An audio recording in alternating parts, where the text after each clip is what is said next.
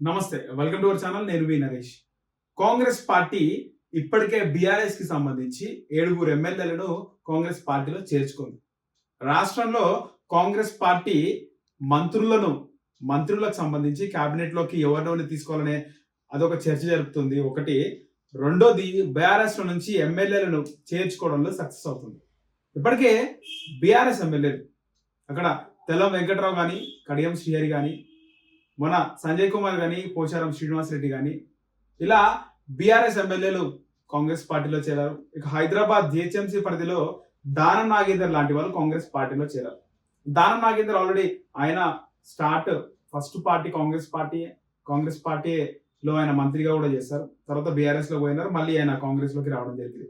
కానీ జిహెచ్ఎంసీ నుంచి ముఖ్యంగా ఒక జిహెచ్ఎంసీలో కొంతమంది ఎమ్మెల్యేలతో ఇప్పటికే చర్చలు జరిపినారు. వాళ్ళు రావడానికి సిద్ధంగా ఉన్నారు.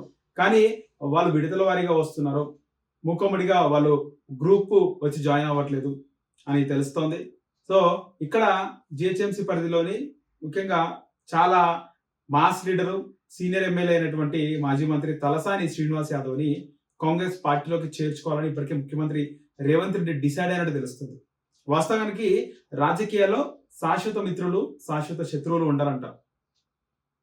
ఎవరైనా పార్టీల పరంగా తిట్టుకున్నప్పుడు, సందర్భం వచ్చినప్పుడు వాళ్ళు పార్టీలు జాయిన్ అవుతుంటారు. ఎవరినైతే తిట్టామో వాళ్ళ పార్టీలోనే, వాళ్ళ నాయకత్వంలోనే పార్టీలో జాయిన్ అవుతూ ఉంటారు. మనం చూసినాం తెలంగాణ ఏర్పడిన తర్వాత అప్పటి ముఖ్యమంత్రి కేసీఆర్ ని తలసాని శ్రీనివాస్ యాదవ్ తీవ్రంగా తిట్టడం జరిగింది. హైదరాబాద్ మాది, దమ్ముంటే మీరు జిహెచ్ఎంసీ ఎన్నికలు పెట్టండి, నువ్వు ఇక్కడే ట్రైనింగ్ తీసుకొని పోయినావు తెలుగుదేశం పార్టీలో అని తలసాని శ్రీనివాస్ యాదవ్ అన్నారు. జిహెచ్ఎంసీ ఎన్నికల ముందే ఆయన బీఆర్ఎస్ పార్టీలో చేరినాడు. సేమ్ అదే సీన్ మళ్ళీ రిపీట్ కాబోతుందా అంటే ఖచ్చితంగా రిపీట్ అయ్యే అవకాశం అయితే ఉంది.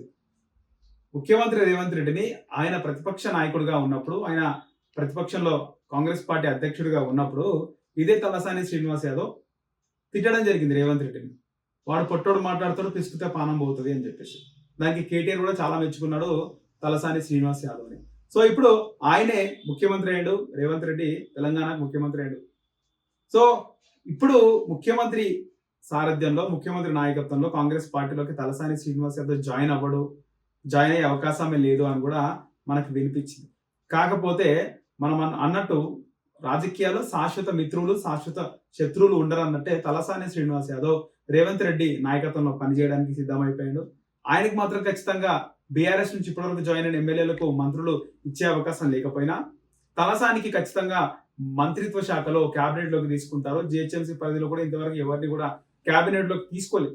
సో ఇప్పుడు ఖచ్చితంగా తలసానిని తీసుకుంటారు. తలసాని శ్రీనివాస్ యాదవ్ తీసుకుంటే రాబోయే జిహెచ్ఎంసీ ఎన్నికల్లో ఖచ్చితంగా ఒక బీసీ నాయకుడు యాదవ్ హైదరాబాద్ లో వాళ్ళకి సంబంధించినటువంటి సంఖ్య జనాభా ఎక్కువ ఉంది, ప్రభావితం అయ్యే అవకాశం కూడా ఉంది. ఖచ్చితంగా తీసుకుంటే బాగుంటది అని కూడా భావిస్తున్నట్టు తెలుస్తుంది. ఇక తలసాని శ్రీనివాస్ యాదవ్ ని కాంగ్రెస్ పార్టీలోకి తీసుకోవడం ఖరారనేటో తెలుస్తుంది.